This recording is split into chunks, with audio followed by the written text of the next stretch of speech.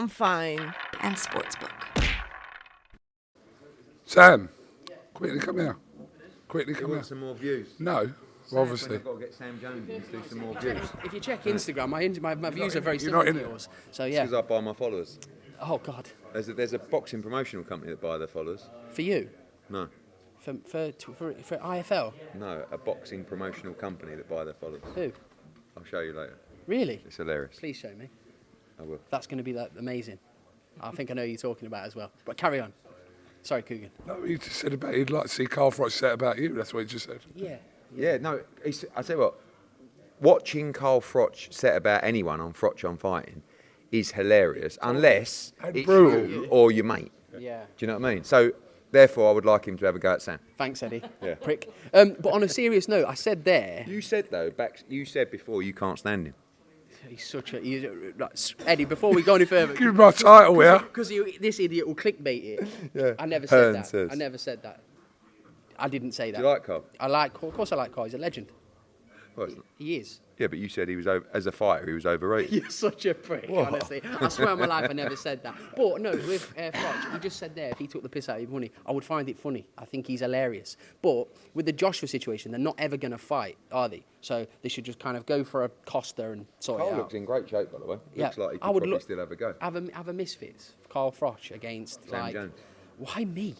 I'm literally... What age are misfits, is he? I'm like 13 stone of, like, fat. Like, he's not going to fight me, is he? I'm not that fat at the moment, to be I'd fair. like, if Carl was going to fight again, I would like to see him fight an active boxer. Yeah. Doesn't have to be like Jake Paul. Canelo. No, but no, not Jake Paul, but like someone from the top 15. Do you reckon he could still Yeah. go at that level? Is Chavez in the top 15 of anywhere? Who? Chavez. Yeah, but I think I guess he'd fight at 175. So someone like a. You have to be really careful now who you're thinking of, aren't you? You're going to say something in your stable and set it right off. I'm just trying to think. I don't know, but I reckon deep down he'd love to fight again. He love looks to like fight. he could still do it, Does he? didn't he? Yeah. You see Rocco, his boy, the other day. Yeah. I mean, like the genetics, Froch's genetics, strong. How are you, first of all? I'm very well, thank you.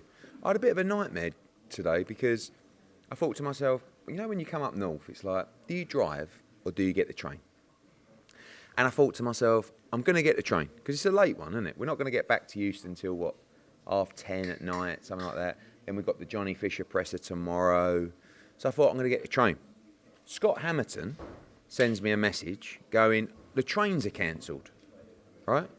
So I was like, so it was midday in the office, supposed to be here at 4 p.m.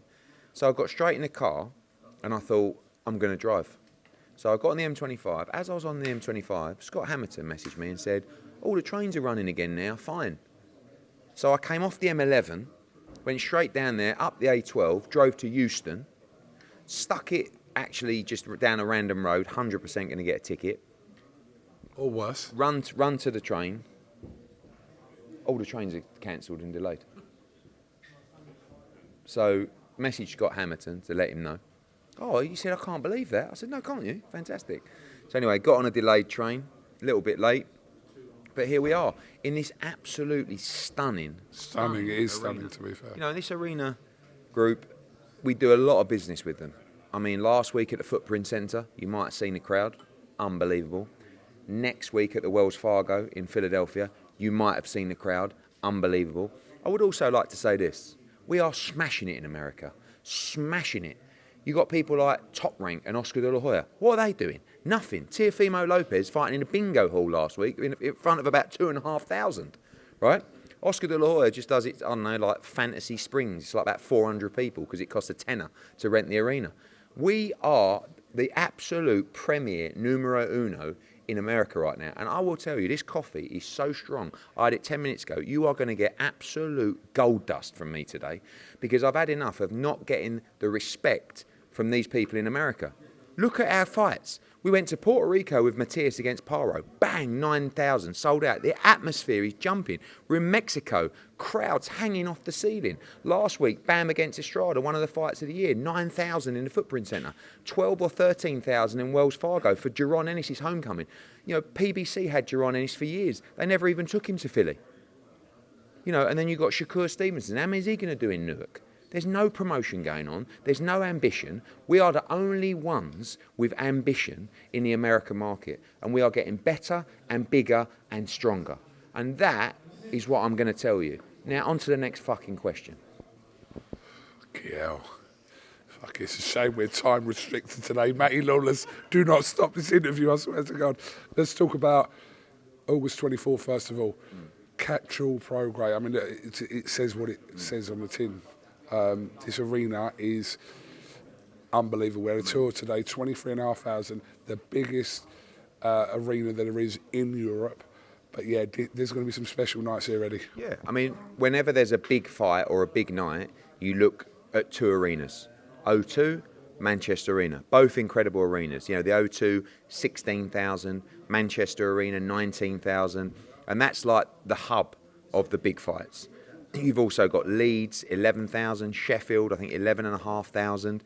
You know, we're there as well. But this brings another element to the fan experience for boxing.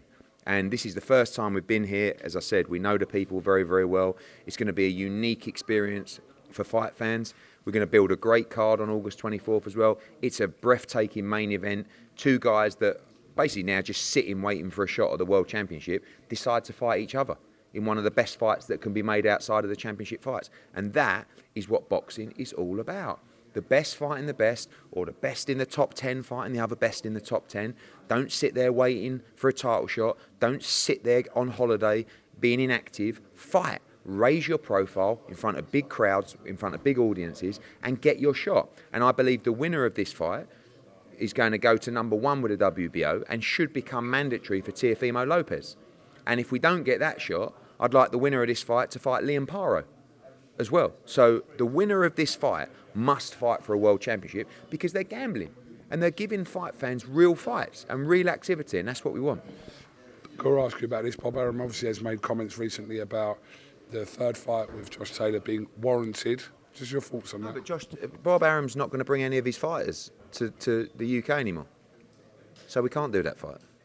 Let me tell you something about Bob Arum, right, and the Josh Taylor situation. And I actually like Josh Taylor, right? That was the first time I've dealt with him. I thought he was fantastic in the build-up. I thought he was fantastic in the fight. I think he's been amazing in his career. But let's just have one thing completely clear. Because actually, after that fight, the one thing that pissed me off more than anything was Jack Catterall should have been undisputed world champion, right? He was robbed of the undisputed championship. And you know the mad thing is that fight in Leeds was much closer than the fight in Scotland, right? Jack Catterall won that first fight in Scotland much easier than he won the second fight in Leeds. But after the first fight, where was Bob Arum? He never mentioned a rematch. He never mentioned how unlucky Jack was. He didn't even fucking say it. I don't even think he said it was that close. So now Josh Taylor loses and it's like, oh, the third fight. Well, yeah, and I would never rule that out, by the way. I'm not the kind of guy that go, no, because you said that, we're not going to do the fight. I will do the fight if it's good business for Jack Catterall. But Jack Catterall is the boss. He's in the driving seat of that situation. And he deserves to fight for the world championship. He should be undisputed world champion. He must fight for the world championship if he beats Regis. And if Regis wins this fight, he must fight for the world championship as well. And we will deliver it because they've rolled the dice against each other. But I certainly wouldn't rule out Taylor-Catterall 3 at some point. It was an amazing fight to be a part of. It was an amazing crowd, amazing atmosphere. And I think there's legs for you know, but you can't get in a ring and say, I'm never allowing one of my fighters to fight here again.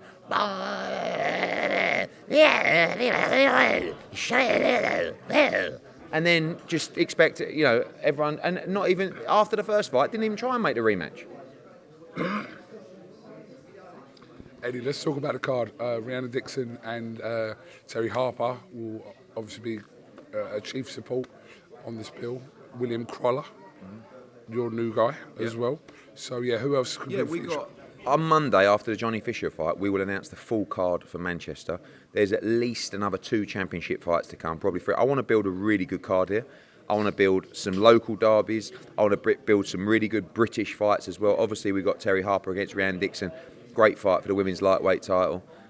William Croller, who's now signed with Matchroom. Campbell Hatton will also be on a card. But we got some big stuff coming next week because I really want this in this arena. We know the main event's incredible, but I really want to give you a great night of boxing that you can look at top to bottom and say, wow, actually, 4, 5 really good 50-50 fights on that card, and that is the aim. AJ Dubois, I think you said a few days ago or 3 days ago that it'd gone over 70,000 now. What are we at now? Off the top of my head, I would say mid-70s, something like that. So we're closing in on the 80,000, and amazing numbers. I believe, obviously this is one for His Excellency. Once we get to 90, there will be an attempt to increase that capacity further, and we will get there. And the good news is that I believe most of the expensive tickets have gone already, so there's still very well priced tickets available.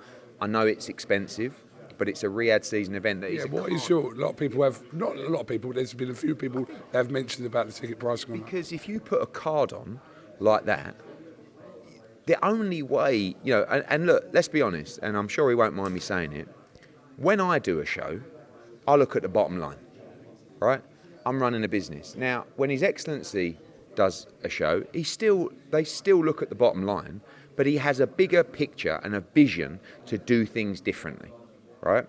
But if you want to see this sport work, if you want to see these incredible nights, financially, you must try and make it work. Now, he's done the most incredible job of giving us unbelievable fights so far, and probably financially them not working. And probably this show won't work. And probably August 3rd won't work like we would want it to work.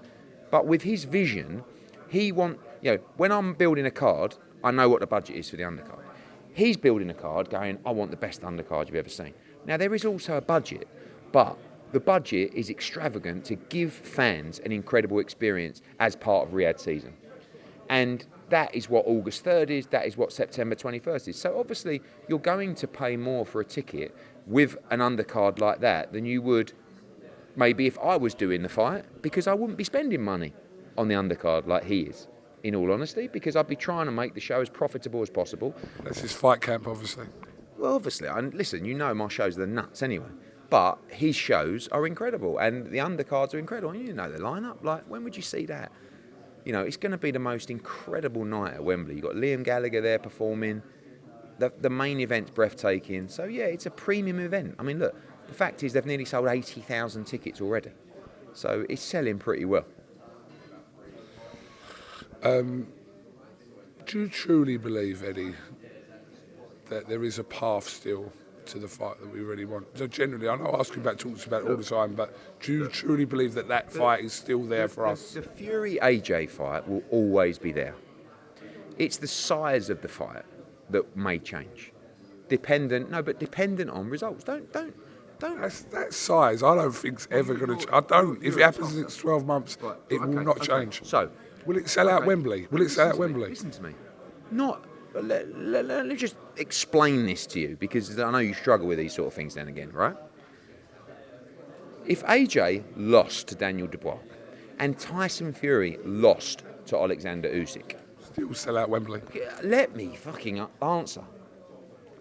The difference commercially between that and AJ splattering Daniel Dubois and Tyson Fury winning the rematch is considerable, right? Yeah, I agree. Yeah. Okay, thank you. It would then be for the undisputed world championship, and it would be a much bigger fight than it would be if they both lose. Now, AJ may win in September and Fury may lose, and it's still a big fight. Or AJ may lose and Fury may win, and it's still a big fight. But you know what I'm saying? The path, a lot depends if this fight happens on the money available for the fight. If Fury loses and AJ loses, the money might not motivate Tyson Fury. Do you know what I'm saying? So he may look at it and go, do you know what? I've had back-to-back losses. I think I don't want to lose to AJ, so I'm just going to jack it in. But if they both win, then you've got the biggest fight in the history of the sport.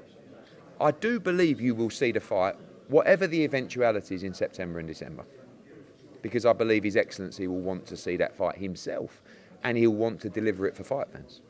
Would you regard yourself as a foul promoter if when he retired. Can I finish? Not really. Can I finish? Because Would you regard? when you- No, to be can I honest with you, ask the when question? you started the question, would you regard yourself as a failed promoter? Can I ask the I question? don't even need to hear the rest of the Can I ask- sentence. can I- Because the answer is don't be fucking ridiculous. No. A failed promoter. Can I just finish the question? There's never Eddie, been, can I just there's say- never been a promoter in the history of the sport that has done what I've done. Can I just finish the question, just for banter, Go on. please?